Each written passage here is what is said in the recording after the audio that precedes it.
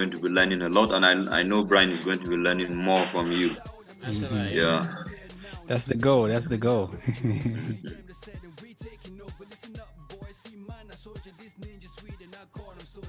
And cha-ching, we're live.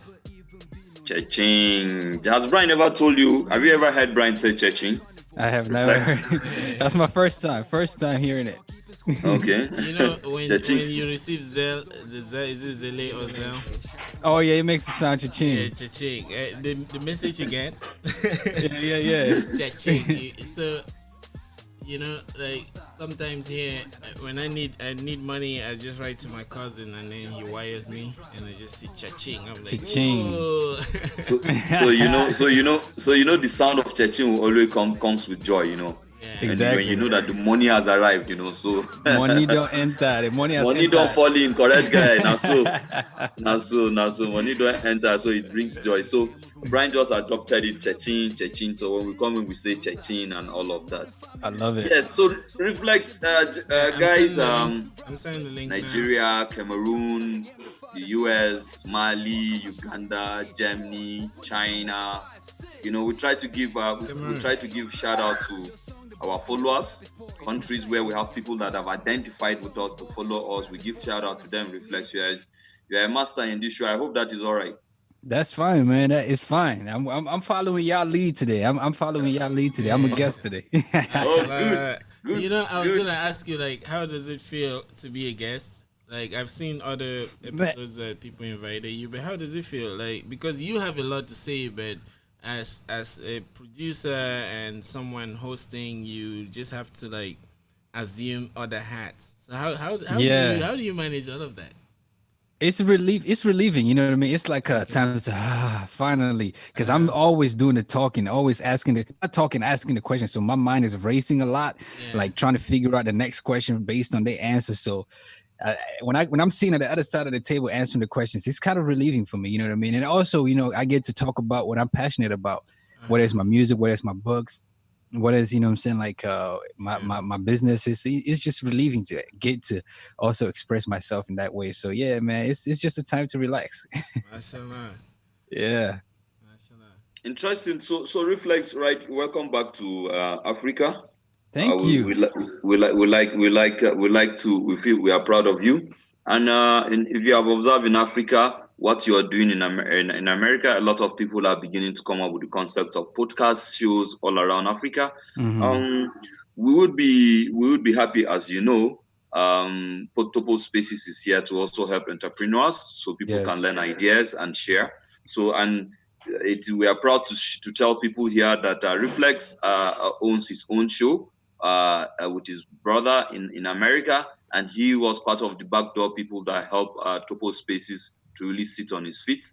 Yep. So you can also help us to appreciate Reflex by also getting to feature on his program.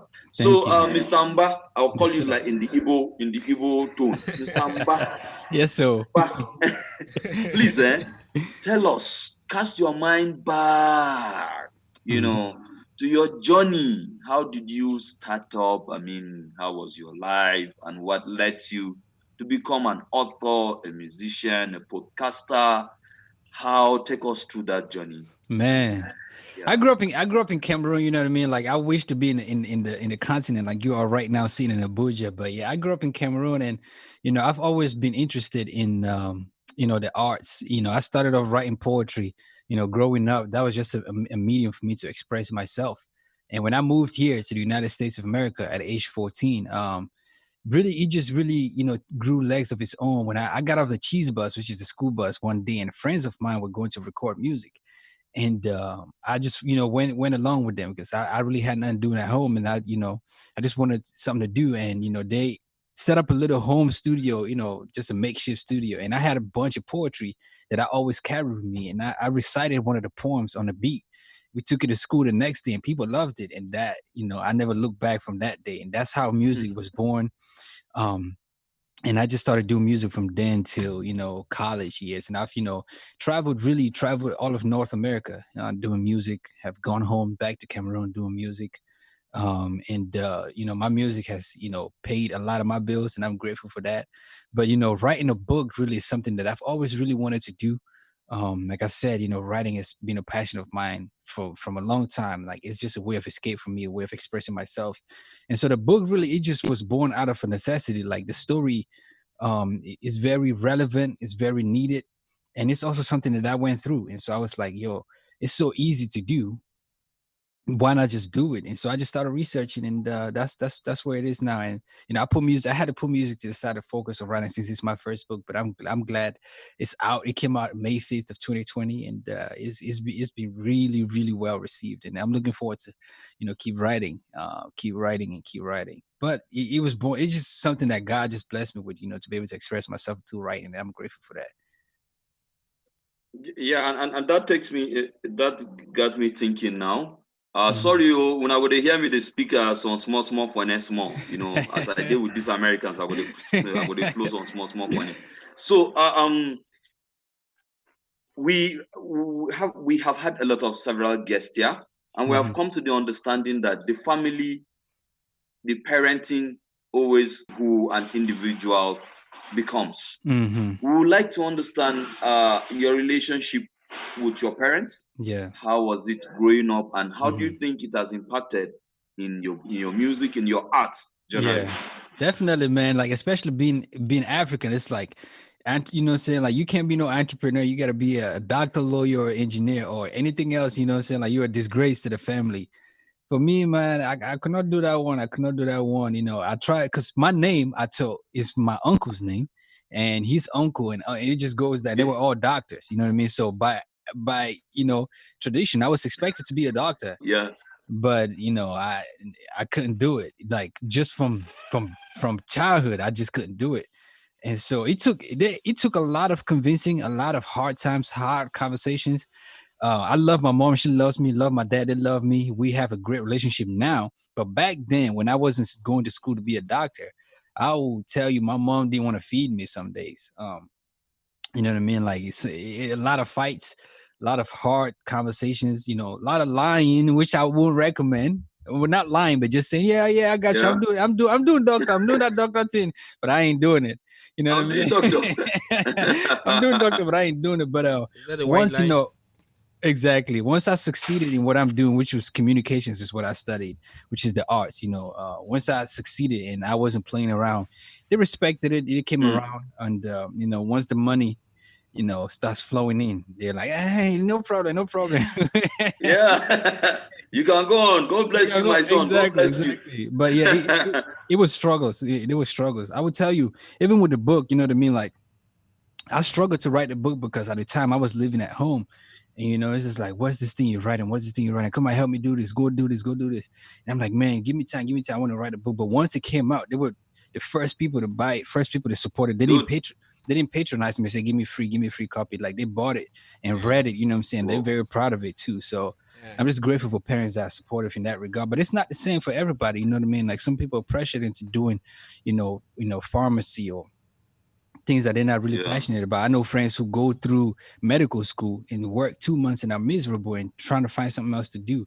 And it's kind of like the same thing with a book, even in relationships, it's like you must only marry somebody from Igbo or Yoruba, or you must only marry somebody who's Nigerian or Cameroon. That you get in there, you're miserable. So those are things that we're trying to break, away, like while still remaining respectful and loving and, heeding to advice, but being able to think freely and make educated judgments. Yeah, I mean, man, like when I look at the book and your whole like what you produce and manage, I see a lot of audacity. Like if someone reads the book, right? This book is just like an instance. Let's say it's an instant. If we look at you as a human as something very abstract in the sense that you can cover so many domains, this book is just like an instance of one of those abstractions. So there's a lot of audacity where when you are telling these truths, it's almost like you're pointing fingers not to yourself alone, your parents, your ancestors. So when I was reading that, like I had some kind of goosebumps, man. Like I mean, like how does one like get to sculpt himself or herself to being that audacious? Yeah, man. Like I said earlier, it comes from just a necessity. Like I went through, you know what I'm saying, like tribalism, you know what I mean? Like being in a relationship where you know what I'm saying, like see potential, and then not being able to pursue that because of red tape, because of roadblocks, and those roadblocks being traditions and tribalism. And what one of the things that tribalism does is he robs us of that love. You know what I mean? Like there's a lot of there's a lot of blessings to tribalism. Don't get me wrong. It's an awesome thing to preserve culture. You know what I mean? But it's also some curses to tribalism. You know what I'm saying? Like we can talk about democracy and all that other stuff, but you miss opportunities, and one of those opportunities is love. In my zip code alone, where I live, I have over 5 friends who are currently going through it, have gone through it, or will go through it. You know what I mean? Based on just the person that they choose to love, or the person who chose to love them. And so I was like, man, like somebody has to tell this story. And it has been going on for so long. So I just started writing it from a point of view where I'm most comfortable with, where I'm most experienced with. And it took a lot of some like hard long nights, because there were some things that I just could not share because they were that hurtful, or they were that revealing. But I knew, looking in the future, that it was going to help somebody, which it has. Like people have read this book, like, man, this is what I'm going through. Like I want to buy this book for my parents to read. I want to buy this book for this person who's going through this to read and just be encouraged. And at the end of the book, not to spoil it, there's a call to action. You know what I mean? And it's that yes, tribalism is a good thing, but there's also curses to it. It limits us, it puts us in a mold. But I just had to like break away from that, and just just write from a place where I know. And so like try to break the mold for the next generation, because I'm gonna have kids someday, God willing, and I want them to be able to love somebody and have somebody love them. And me, like give them sound advice, but not push them to say you must only do this, and not like break out of that mode. Mashallah. And I mean, just follow up on that, like we've used this analogy too much, Isaac, so I'll try to shift it. We used to say that like people like you are like mathematicians, but today I would say they're like carpenters. So someone would say they need a chair, and you get into your shop, you sometimes nail your fingers, and then like nail your fingers, build the thing, and then you hand the chair over. No one sees what you're doing in the workshop. You see, like they only see the finished product. They don't see the rough work. The same like a mathematician, you solve this whole problem, come up with the theory, and let's say Pythagorean's theorem: a squared equals b squared plus c squared, and no one saw the hard work, what it took for you to come up with that result, and you just hand over the answer sheet. So that alone, and we think that we have the philosophy that maybe we as Africans don't really progress a lot because we only see solutions. We don't see like the rough work. So by seeing the rough work, that's how we learn, almost like apprenticeship. You see. So now I would like to understand how you saw yourself evolve from someone who was just wishing, or someone who was dreaming to have something, to the point where you actually had some product that you had finished. So that rough work, like the challenges you faced, like how you motivated yourself, and those things. You could use your book, you could use the music, but any of those just help us understand. Yeah, man. In life, you got to bump your head a lot, what I'm saying, to get to your end goal. And, it's in those times that you find ways, to grow. If everything's just moving smooth sailing, you don't really learn. You know what I mean? Like in music, for example, I always went to the studio to record, and not being able to finish a project because, of time constraints. Like you pay for an hour, and, being a broke person at that time, it's like my hour is up, and I gotta go home, and my song is not finished, and I can't drop the song. You know what I mean? And so it's in that was born a spirit of ownership. It's like, you know what? I can own a studio myself. And so I started saving money, doing extra hours at the job, picking up extra work, working 2-3 jobs to be able to make more money. Same thing with advice on how to write it. Like, why is it so hard to mentors? I was man, yeah. Okay. But yeah, it is hard to write stuff. Behold a dreamer's author in Bullet Boy. Shout out to Chima Manza. Like I read a whole lot of, saying like, because I know like what I was gonna talk about, the demographic, is people my age, also women. So I read a lot of books that women would enjoy reading and things like that. It took a lot, man, and I'm blessed to be able to, you know, so like hit my head a lot. And those times where I was struggling with times where, you know what I mean, like I figured things out with a light bulb pop. Yeah. And so I'm blessed now to actually have the book and be able to be in a position to bless other people with, you know, so like resources to write the first book. So shout out to everybody, you know what I'm saying, like who has hit me up. Shout out to my boy Femi. He's publishing his first book as well. You know, I help, you know, mentor him in a small capacity. Femi, that's a Nigerian name. Yes, it's a Nigerian brother. Yeah. Nigerian brother. He's publishing his book. It's gonna be out soon. It's called my Manifesting My Black Queen Essence. Is gonna be out soon. And I have a mentor that I'm helping him write. You know, his English is not his first language, so being able to teach him how to construct sentences is also teaching me. You know what I mean? Because in teaching, you learn. So it's just like that life is working out for me. Mashallah. Wow. Mashallah. Interesting. It's good. Don't mind. Brian tried to read the book before me so that when we come here, he'll be able to speak to you more than so that people will know that he knows how to read grammar. Book now speaks for you, right? That's a lot. Lot. Brian has read it too. So, Stan, please tell us in the book. Yeah, the book is born out of living in Houston and fall in love with each other on like country, and you know, family. So there's a lot of like, and not to spoil it, but in life, I think warriors, you know, like have a mentality where it's like, I'm going to war, you know, and I'm not backing out, because if you go back, you know, like home and you didn't go to war, that's dishonor not only to your family but to your nation, and you can be executed. And so it's just born out of a warrior mentality. It's like no such thing as halfway. If I'm going to do this, I'm going to do it all the way through. If I'm going to love you, I'm going to pursue you all the way through to the end.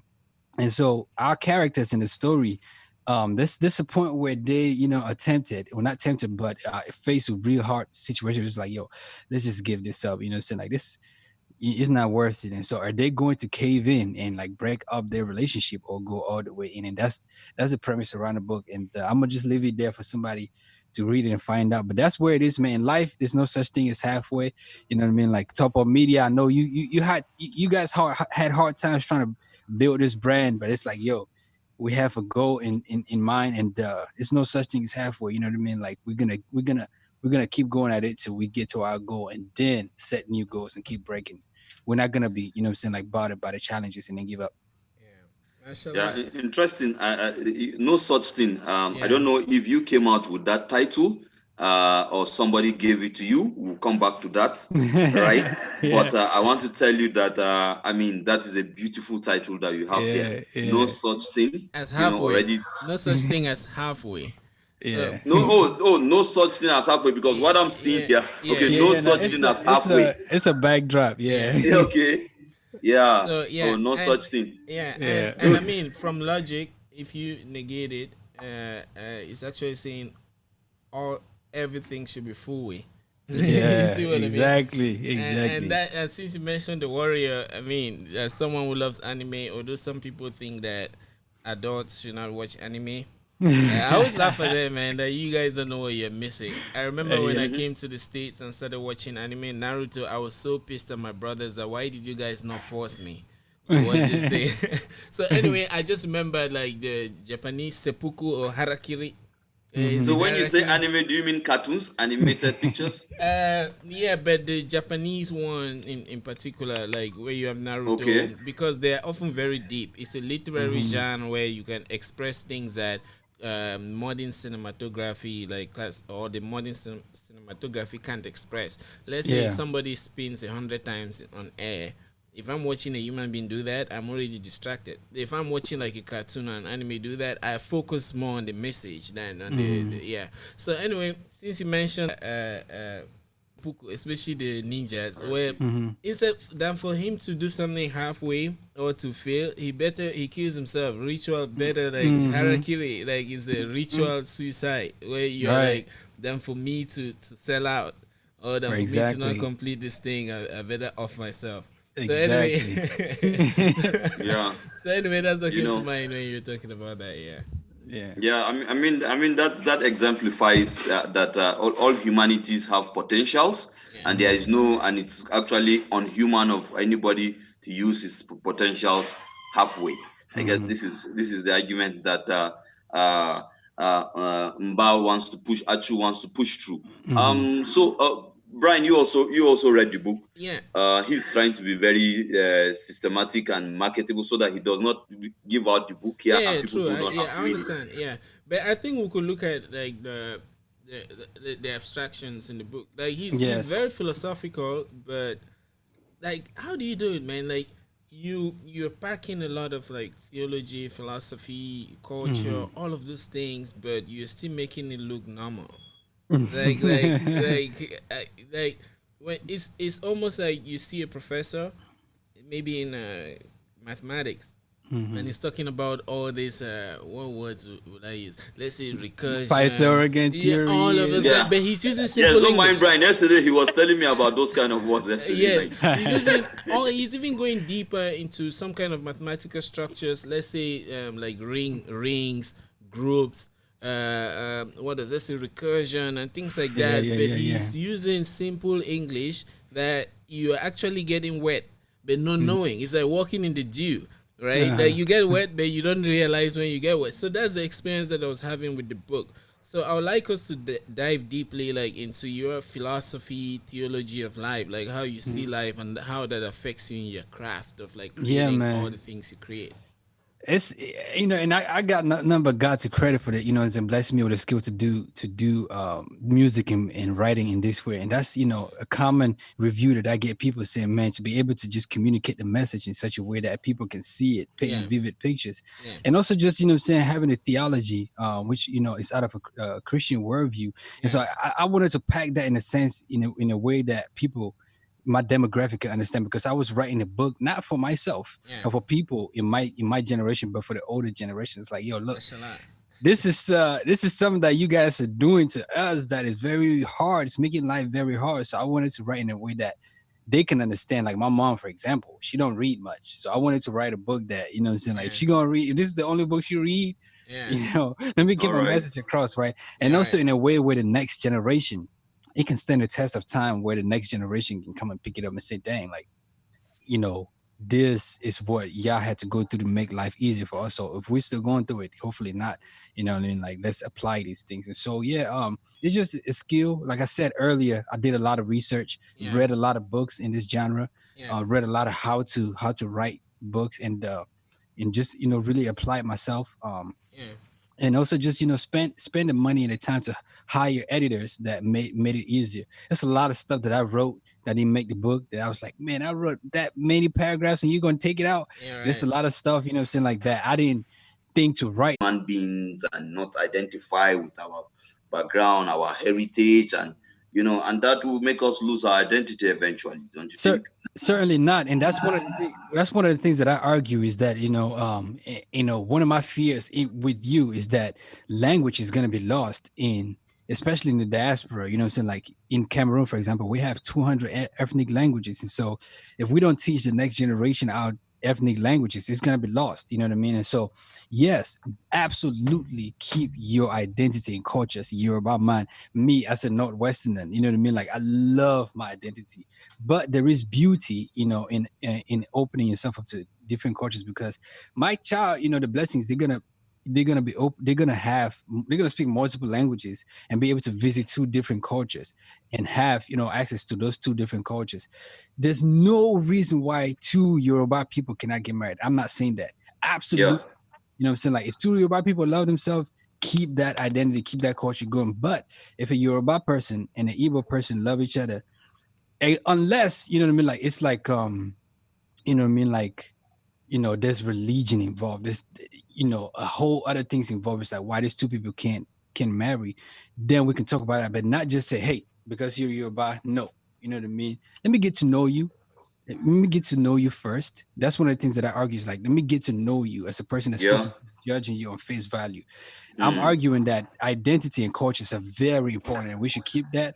But let's mm-hmm. get to know the other person first, as opposed to just saying, because your last name is this, or because you're from here, I don't want to have anything to do with you. Let me get to know you first, and then we can make a judgment Yeah, after that.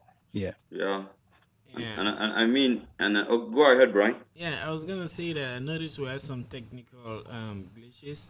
The Mhm. Facebook live just stopped, but thanks to technology, we're actually streaming to Facebook and YouTube. So I'm just updating the instead of us stopping and then restarting, I just thought that we can just proceed to YouTube. So I Okay. shared on my wall. Let me send to you guys too, so we can share and then proceed. So Isaac, Okay. yeah, I'm sending to you so that because I Yeah. realized I think the frames dropped. The frames as we're pushing to Facebook, it dropped and Facebook probably stopped it. So No problem. yeah. So Yeah. let So me let that me is send that to is that is the Isaac. advantage when you have a partner that is a computer programmer. You never run into trouble. So Exactly. somebody came here and said, Brian, sometimes we always see you looking up to the screen. Just so you know that Brian also he is a presenter and Mhm. also a technical the man doing the technical things behind backstage. I love it. Yes, man. Interesting. You know what? So I I sent think to your you book guys. is trying Sorry, to make. sorry, I sent to you guys. Yeah. Okay. Yeah, Yeah, I got it. I yeah. got it. So we can share that and then proceed. Let me send to Yeah. AK too. So I think your book is trying to make our world a more beautiful place. By taking out all this tribalism and my own interpretation. I want to even borrow from you and look and say there is even tribalism in racism. you Hmm. know that Yes. is another form of tribalism. And if human beings can just get to understand, appreciate themselves, for who they are, for the essence of humanity, for the Right. essence of the next person. I Right. mean, a lot of wars that are going on, a lot of issues that are going on in the world will actually not also really come to happen. We had incredible Sponda here. He's a Cameroonian. he Hmm. talked about he talked about marketing. So now whatever I am thinking about, I think about marketing. So is there anything you're doing with your book in terms of marketing? What are you doing? If you are Yeah. not, we'll bring in incredible Sponda, if you are watching. Yeah, man, it's crazy Yeah. because I launched the book in the middle of a pandemic. You know what I mean? I couldn't go out and travel and do press run like I would have loved to do book signings and different book events. But it was also a blessing, though. You know what I mean? Like everything happens for a reason. God is sovereign in that regard because people were at home and had no choice but to spend their time reading and Yeah. watching me live on Instagram and Facebook and platforms like this, which I'm very grateful for. By the way, to Topoh Media for hosting me. Yeah. You know what I mean? But now Thanks. that things are starting to open up a little bit, now I'm able to actually go out and touch the people, do book signings, and you know what I mean, like do book events. But yeah, like the book, it rose to number one in African dramas and plays on Amazon, and that alone, Oh, it's wow. it's just off the strength of people just buying the book, and in that regard, it's also a ripple effect. But I cannot stop there. You know what I mean? Like I have to keep Hmm. marketing, and I would not, be ashamed to say I reached a point where I was like, man, I just don't know how else to promote this book, how else to market this book. And I was just out of ideas, and I just had to take a week or two to just regroup. You know what I mean? Now that things are starting to open back up, now I'm reaching out to, what I'm saying, like, a bookstores and Yeah. libraries and you know what I mean, like pop-up shops. And so in the next couple of weeks, I'm scheduling things. And shout out to Daphne, so like my PR, she's doing an awesome thing in helping me out, saying to book these things. And we're gonna be hitting the road just to keep promoting this book, just to keep bringing a message out and hopefully get more sales. And not only that, but just change lives because it's much more than the money for me. You know what I mean? Because proceed of it, from the jump and me writing is going back to organizations that are dedicated to fighting tribalism and also fighting Hmm. female genital mutilation, which is one thing that I'm also passionate about. So, Hmm. my I hope those organizations you have African organizations part of that too. yeah, certainly did ample research to make sure that it's going in the right hands. And so yeah, that's just Yeah. really where it is, man. Like, you know what I mean? Like I have a lot of aspirations and goals for the book. And yeah, man, we out here, we are working, and we're gonna keep pushing it, and it's gonna grow. Yeah. Good. Yeah. Good. But Brian any is. any marketing tips, you know what I mean? I'm Yes, it was open. incredible Sponda. Incredible Sponda. If you're watching, I mean, Achu RifleX would not mind, some marketing tips. And I At mean, all. he's in Bahrain, Mhm. and I'm sure, of course, there'll be good market also for your book in Bahrain. So incredible Sponda. If you're listening, please, I mean, we need more marketing for the book of our brother here. We need more love in the universe. Yes. Mba, you are a lot of things. Mhm. You have your music, you have your show. Which one do you want to talk about first? I mean, we've dealt a little Yeah, with we the can talk about the show. I think I've Yeah, talked about please. music in the book a little too Yeah, much. then We can talk shoot, about the man. The show. show. Tell us about your show, man. How did you get into the show? How did it happen? Yeah, Stuck in the Middle podcast is really born out of, like I was saying earlier, just seeing a lot of people that I know, like Brian just doing entrepreneur stuff, like doing creative stuff. And, when we talk about, like entrepreneurs, a lot of people like Oprah, a lot of people like Tyler Perry, a lot of people like Jay-Z. That's the people we can't Mm, touch. You know what I mean? Like if you Yeah. want to ask Jay-Z and for advice right now, you got to jump through a lot of hoops. By the time you get to him, you've exhausted your resources and money. You know what Yeah. I mean? But yeah, it's people who do similar things that we can touch. That it's yeah. like, okay, let's bring them over, have a conversation with them. What are your struggles? What are your joys? How did you do it? What is your next, your next milestone? And Yeah. I will kid you not, through doing Stuck in the Middle for the last 3 years, I myself has had a job through this platform. People Mm, have had jobs through this platform. People have started businesses through this platform. People have met people who have helped them tremendously through this platform. We've mm, hosted today, actually, at 2 o'clock in a little over an hour right now. We're speaking to a council member in Montgomery County, Oh Maryland. wow. A council member is, what I'm saying, like one of the people that make laws happen that affect mm, over 1 million people. Yeah. And mm, so like that's stuff that we do on a weekly basis. Speak to people who, like the average person will otherwise not have the means to ask them every question for an hour that they would mm, want to ask him. So we ask those questions and host it for free and put it out there for free. And it is just growing, man. I'm blessed to do this with an incredible team. Shout out to my brother AK, Ma Chiri, Tutu and Charles. And we've been blessed to do it. And I'm actually sitting in our studios right now. Brian was Yeah, I came there was when here. he had gone on a picnic. yeah. So his brother told me he stepped there. I looked at the studio, man. Like as a computer programmer, I always, getting in the zone is a big part of the job. I got into the studio. I was in the zone already. Like he had a music section. He had his podcasting section. There's another section. Man, it was. I felt like I was in some kind of a paradise. Yeah. Like, Oh like wow. yeah, like you see work, you see machinery, you see equipment, you see everything Mhm. set for you to get to work, and it was really inspiring. Let me share my screen so that we can see this stuck in the middle. Yeah, Yeah. Just a minute. Yeah. that's interesting. And just so you know, Reflex, you have inspired us a lot.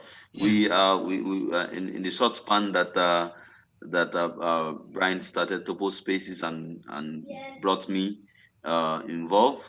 And I thank you very much for that. Mhm. We've been lucky to have a senator, a Nigerian senator, just like a Mm. legislator, a federal legislator who also came Mhm. here and spoke to us, and we Mhm. had people too who responded to that. Mhm. Um, Can you still your see? podcast. So, what does it take? What does it take if somebody is watching you now and is in Nigeria? He wants to start your kind of show. Mhm. What are the things what are the steps that he needs to take? Yeah, man. It's as easy as just just getting the Mm, proper equipment. And I was just telling a young man yesterday who had the same question. All you really need is your mic, a good mixer, and you're off, to the races, because platforms like Anchor make it easier where you can record on your phone too. You know what I mean? So it's mm, just, just reaching out, even not to myself, but to AK, we'll work through it. But Anchor is Yeah. a platform that lets you host for free. They actually pay you to mm, bring your podcast on them on Wow. Anchor. And if you want to do a video podcast, of course, YouTube is a route. But yeah, you got yourself a mic, you got yourself a mixer, a soundboard. With under $500, you can be on your way. We just wanted to mm, upscale it because we wanted to look as professional as we possibly mm, wanted to, and also be on YouTube. And that is one aspect of it, which is the easiest mm, aspect, is getting everything up and running to be able to get the show mhm, started. But the marketing, mhm, to like getting it to the masses, which is where right now we're actually having a lot of meetings and trying to bring on people who will help us market it to be where it mm, deserves to be and where it has the capacity to be, is where you will have you will have to do a little bit more research in that, which I also do research on right now. But getting started is just as easy as Anchor. There's Anchor, there's Podbean, there's the Apple native app. But just get yourself a mic, and you're on your way. That's all you need. You can record a podcast on your phone. It just depends on what you want. You want an audio podcast, or you want a video podcast? If you want a video podcast, it takes a little bit more. But if you want an audio podcast, you really can start today. And reach out to us, srtmpodcast237@gmail.com, and we will be willing and able to help you out. Okay. Like, I kid you not. We helping people out every day. Get started. Good. Every day. Get started. So, and here it is on my screen. Here is the YouTube. You can see the screen, right? Yeah. If you just click on the Instagram icon there, you see where you can follow us on Instagram and send a DM, direct message. Yeah. Okay. I don't have an Instagram account, but I hope that. Yeah. Okay. That's where we at. Wow, mashallah, this is amazing. All right. Let me see. Stuck in the middle. Mm-hmm. Okay. So stuck in the middle. Yes, I remember Brian has showed me. We've gone through this. Yeah. That's the name of your show, right? Stuck in the middle. Yes. You have a way of coining titles. Stuck in the middle. I'm already feeling stranded. Why stuck in the middle? It's just breaking out of the mode. You know what I mean? Like, we're always trying to get from point A to point B, or B to back to point A. If you have a 9 to 5, you have a regular job and you have a business idea, you're juggling your regular job and you're juggling your business. You know what I mean? So you in that middle, and it's like, I want to be able to fire my employer and focus on my business. You're stuck in the middle. You're trying to break out of that mode. You know what I mean? Or if you know what I mean, like you're passionate about something back home in Africa, but you live in the diaspora, whether it's Europe in the United States, it's like you're stuck in that middle. You're not middle bridge of, that flights, every back and forth. It's like, I want to make enough money here where I can move back home. So it's like everybody's constantly going from one place to another. And so what we're doing is a reverse psychology. What we're doing is breaking out of that mode. We're giving advice, experiences, opportunities, networking opportunities of how to break out of that mode. Get you from where you want to be to where where you are to where you want to be. That's really what it is. Yeah, mashallah. It's amazing. So how do you deal with with the fame? People see you all the time. It's also people have. Because I think I can speak from an African perspective, right? You see a lot of young entrepreneurs start an artistic business, and before you know that, they are busy to respond to people. You write an email to them, they don't respond. You try to get them to the show, they don't respond. How do you manage that? You have just shouted here that and people can just reach out to you. How do you manage? Don't you feel you're so Yeah, I still busy, man, and sometimes it's not healthy. You just constantly be busy, but having a team also helps. You know what I mean? Like I said, shout out to Daphne; she's incredible help, and also the team I stuck in the middle. It's like, hey, somebody reach out, they need help. If I can do it, I just push it to my brother, and say, hey, can you help this person out? But I think just keeping a level head and just being humble is really the key. You know what I mean? And that has gotten me a long way. It's just like, hey, recognizing that somebody had to help me to get to where I want to get to, and so it's just reciprocating the love. Yeah. And I'm not as quote unquote famous as you are. I think you are in a genuine way, in the sense that, like, I for one am very grateful for this platform. And I hear that we as human beings, the experiences that we go through, we pass them through to our genes, especially men. So you pass them through to your genes. So which means that many of the lives that you have touched, you're actually famous, even like a biological level. You see what I mean? So because once you teach people, you give them this experience that they've had, it may not be the flashy kind of being famous where people want to just be out there, and it's easy to just sell your soul to the devil and maybe be a stripper. I'm not saying that. I don't know what I'm trying to say, but So now, you inspire people. So you see that you touch their lives in amazing ways. So I think you're really famous. Appreciate that, man. Yeah, it's perspective. That's you've given me perspective. I appreciate Yeah, it. good. So, I mean, we've spoken for some time now. Yeah. Even though I'm sure we've not gotten half of you yet, because you're so useful to people. Yeah, Is there anything that you want to say, yeah. right? That we have not asked you, that you think that you really want to share? Please, Yeah, this. man. It's the book is out. It's called No Such Thing as Halfway. Go pick it up. And the audiobook will be out very, very soon for my people back home in Africa who, I'm struggling to ship out books. I love you. I'm very sorry. Audiobook will be out soon. Yeah, I can enjoy it that way. And also new music is coming out very soon. And just keep supporting me, supporting the brand, supporting, the podcast, Stuck in the Middle podcast. And we're here to just push the culture forward. You know what I mean? Respect each other, love each other, honor your identity, and also just honor other people's identity, and just put love forward. And with love forward, then we can move as a culture. But yeah, like I said, man, I'm Reflex. I'm open. I'm accessible. Anything, you know what I mean? I've been blessed to in doing this podcast to know a lot, meet and have contact with a lot of people. So reach out to me. You need help. You need networking. I'll be able to push, if not do it myself, push you to the right people, person who can do it. So it's just a blessing. And yeah, man, it's the book. The book is my baby right now. So go pick it up. It's in stores. Right. I appreciate Topoh Spaces, Topoh Meeting for hosting me, man. Isaac and Brian, you guys are incredible brothers. So Yeah. one day I'll be in Nigeria. You know what I mean? You should come to Nigeria. You should come to Nigeria. Come to Nigeria. Come to Nigeria. Let's do Nigerian thing. You're supposed to marry a girl from Nigeria. When you come, you wife. You marry Damilola from Nigeria. Damilola from I will find one correct Damilola for you. Yeah.